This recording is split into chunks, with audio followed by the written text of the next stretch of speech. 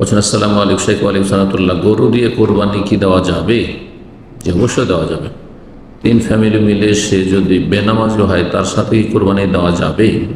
যদি কোনো ব্যক্তি বেনামাজিও হয় তাহলে তাকে বলবো সে মুসলিম হোক, আর মুসলিম হওয়ার জন্য লা ইলাহা ইল্লাল্লাহ প্রতিষ্ঠার সাথে অতপ্রতহ জড়িত। লা ইলাহা ইল্লাল্লাহ, আল্লাহ ছাড়া কোনো সত্য মাবুদ, সত্য উপাস্য নেই। আর সর্বপ্রথম ইবাদত বন্দেগী মুসলিম জীবন হচ্ছে 5 ওয়াক্ত সালাত। 5 ওয়াক্ত যে ব্যক্তি সালাত পড়ে না তার অন্য ফরজ নফল কবুল হয় না। কিন্তু তারপর ফুকাহে কেরামদের যদি ফিকহি মাসলা নেন তাহলে তারা বলেছেন যে যদি বেনামাজি বা যে হারাম খায় যথাসাধ্য তাদের এড়িয়ে চলবেন, ভাগে নেবেন না। কিন্তু কেউ যদি ভাগে হয়ে যায়, আপনার যেহেতু যে ভাগটি রয়েছে সেটির যে পয়সা দিয়েছেন সেটি হালাল, সুতরাং আপনার কোরবানি শুদ্ধ হয়ে যাবে। আল্লাহ তাআলা আলাম। তবে আবার বলছি, উপদেশ যে বেনামাজি বা যারা হারাম পুরো রোজগার তাদের হারাম, তাদের সাথে কোরবানি করিয়েন না। আল্লাহ হেদায়েত দান করুন সবাইকে। 2 নম্বর প্রশ্ন বলছেন আসসালামু আলাইকুম শেখ ওয়ালাইকুম সালাতুল্লাহ, আমার স্বামী ও তার 3 চাচাতো ভাই মিলে কোরবানি দেয়। তারা 4 শরীকে কোরবানি করে। 2টা অংশ আমার স্বামী নেই, বাকি 2টা তারা। গরুটার দাম 1 লক্ষ উদাহরণস্বরূপ, এটা 4 ভাগ করলে আসে জন প্রতি 25,000। এখন আমার স্বামী যেহেতু 2 অংশ, উনি দেয় 50, বাকি একজন দেয় 25, বাকি 2 ভাই মিলে বা 1 অংশ নেই, বাকি 2 ভাই মিলে 1 অংশ নেই, তারা দেয় 12.5 করে।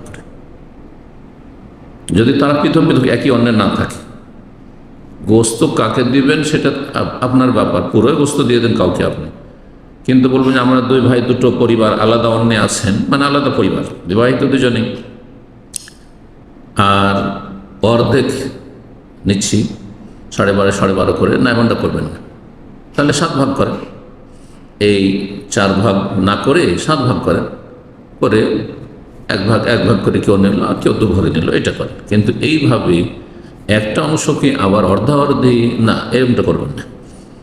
তারপরে বলছেন, প্রশ্ন হলো এই যে 2 ভাই মিলে 1 ভাগ নিল, টাকাও 2 ভাই মিলে দিল, তাই কি কোরবানিটা হলো না? এইভাবে হয় না। জি, তারা কিন্তু দুজনে সামর্থ্যবান। তো যেমনটা বললাম, প্রথম কথা সবচেয়ে উত্তম গোটা পশু দেওয়ার চেষ্টা করুন। গোটা পশু যদি খাসি হয়, দুম্বা হয়, ভেড়া ভেড়ি হয়, বকরি হয়, সেটা গরুর ভাগার চাইতে উটের ভাগে চেয়ে উত্তম। কিন্তু ভাগ জায়েজ রয়েছে। আমার জানা মতে তো শরীকের টাকা সবাইকে সমান করে দিতে হয়, জরুরি নেই।